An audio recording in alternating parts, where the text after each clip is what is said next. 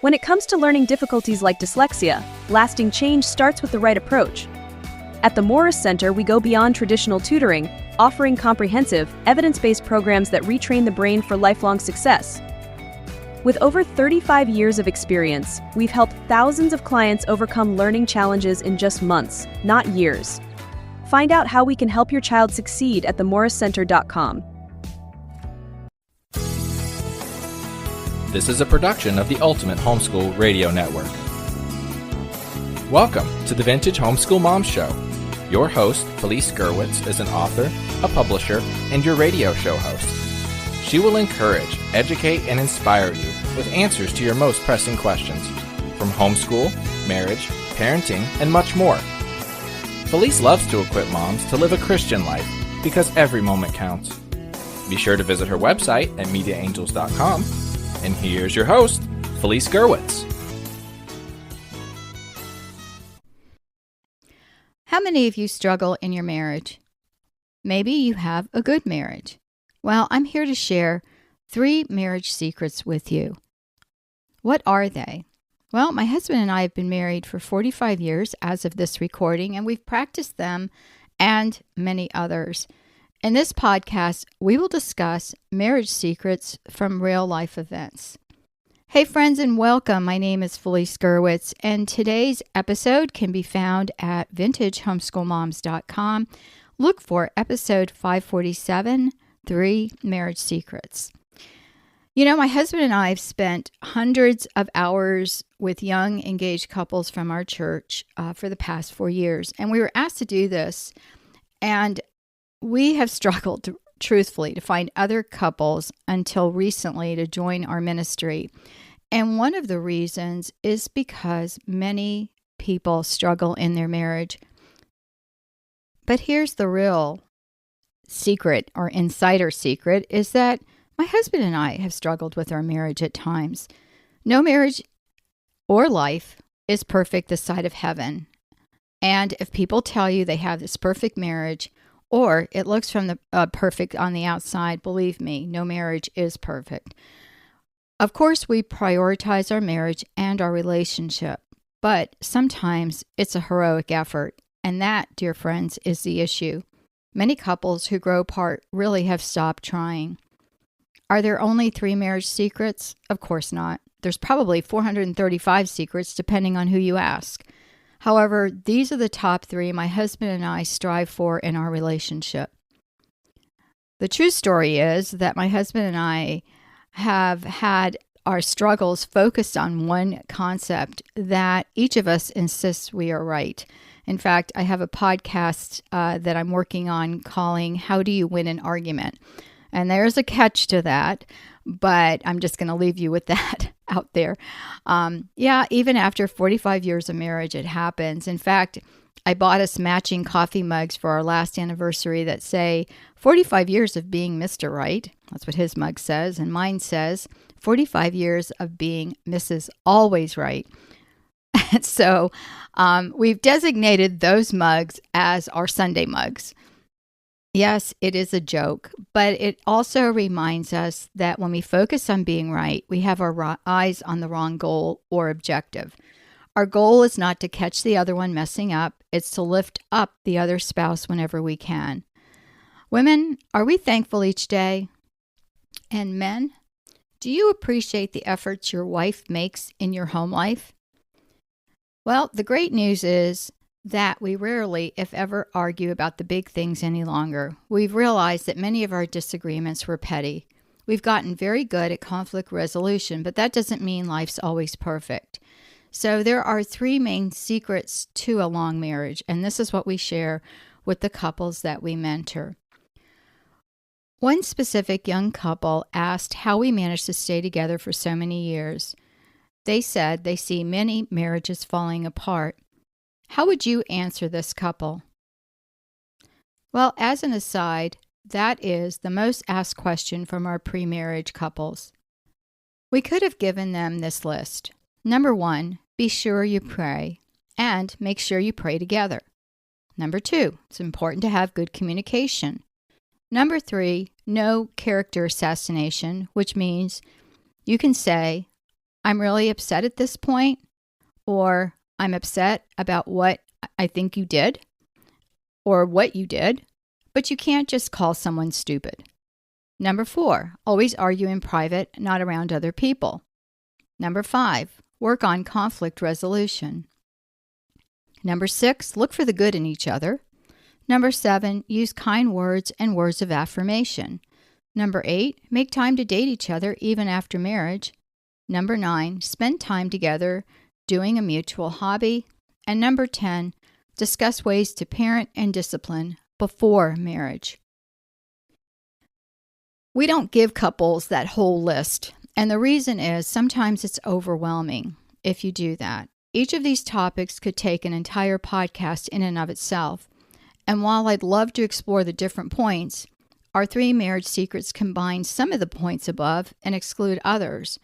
But if you do these 3 things, it will really save your marriage or make it better.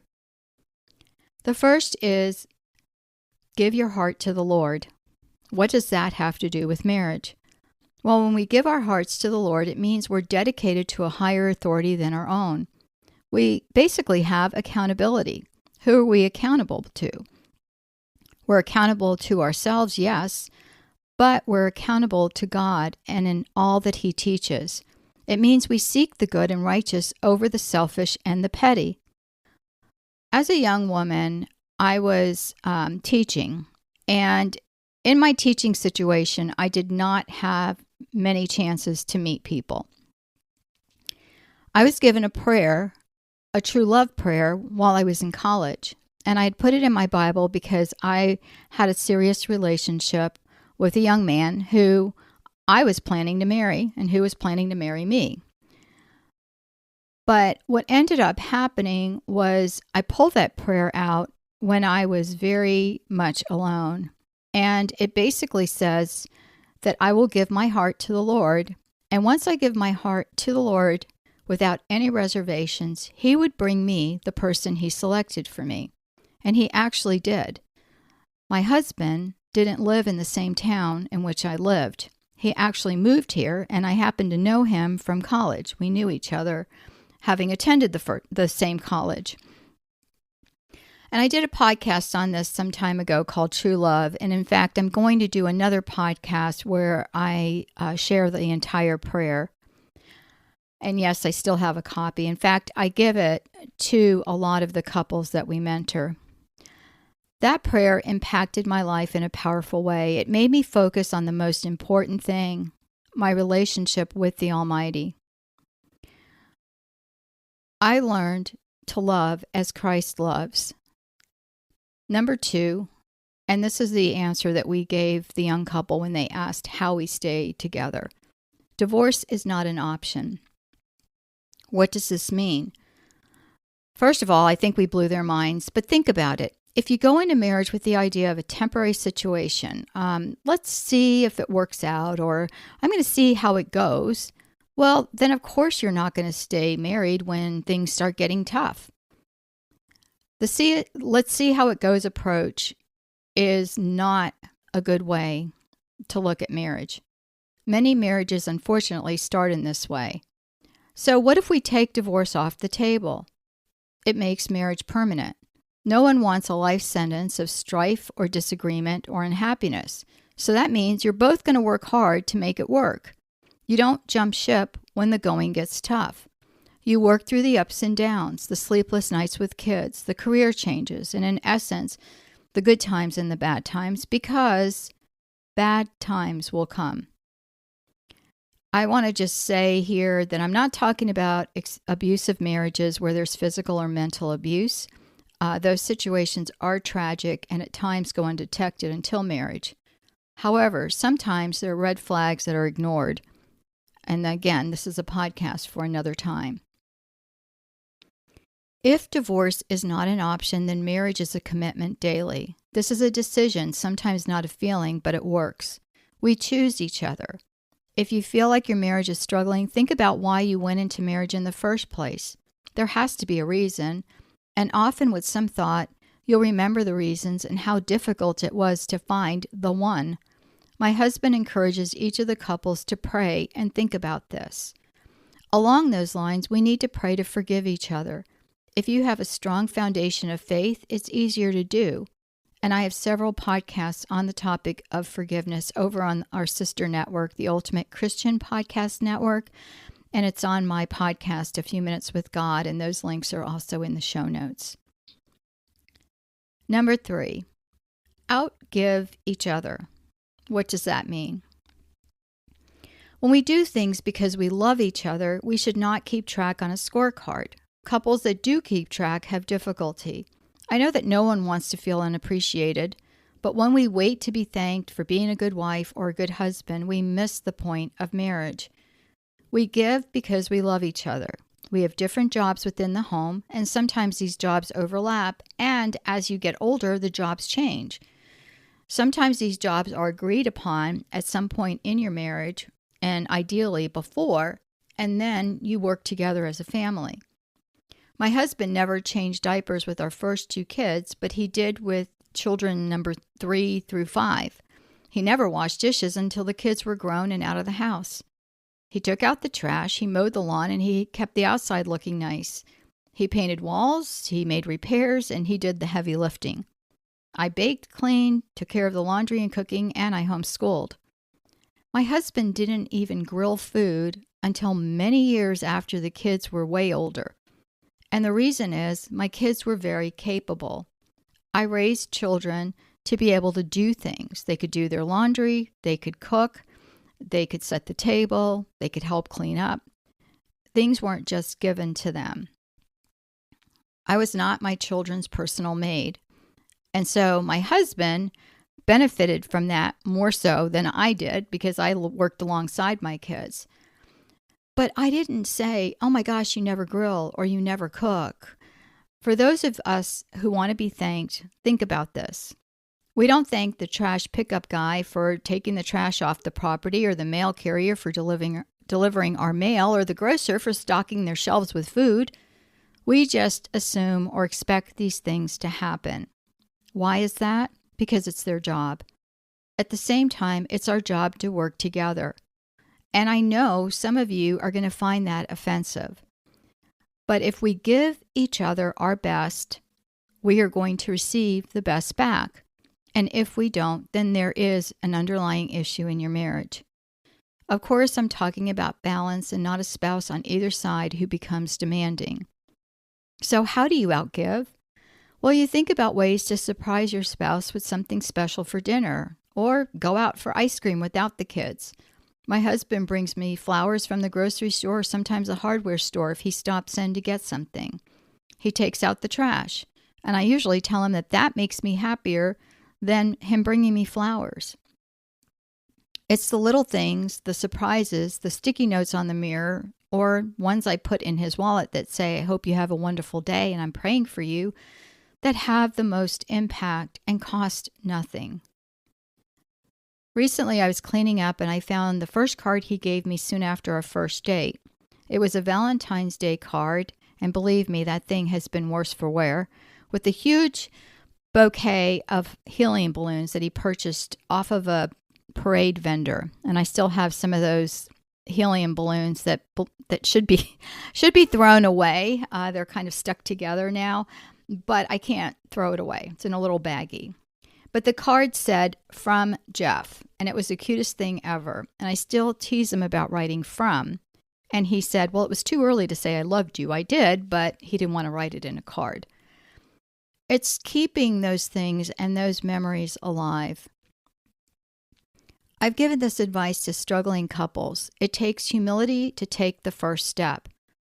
Who's going to be humbled first? Who's going to take that first step and maybe be rejected? That's difficult. That's why if you have a foundation in the Lord and you know that you're loved by God and God loves you, you can continue on.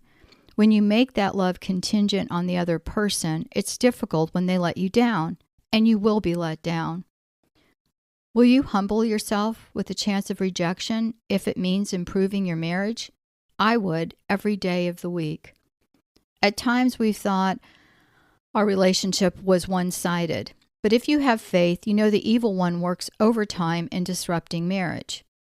God ordains marriage. It is written about in the scriptures. The evil one may cause you to become dissatisfied, and whatever weakness you have in your marriage or in your confidence will be exploited. We went through a rough patch when we were in our 40s, and I don't even to this day know why, but my husband really questioned my love for him. Much of that was we had welcomed our 5th child into our home. I was homeschooling high schoolers and had one in college, and it was difficult to juggle everything. And so I had to look at my list of things that I was obligated to and just start basically unsubscribing from them. Just saying, I'm not going to teach at church, or I'm not going to be part of this group. I can be part of our homeschool group, but I'm not going to be in leadership. And that freed up more time for us together. It took looking at how much time we were spending, and he thought all of these priorities were more important than him. Remember, the 3 marriage secrets include the most important one, your relationship with the Lord. I know I've said that several times. It's going to give you the strength and confidence to make your marriage the best it can be. Well, friends, what do you think about the 3 marriage secrets? Do they resonate with you, or do you disagree? Do you have a big problem in your marriage that you're struggling with? Or is everything going great? If everything's going great, then be available for friends that may struggle.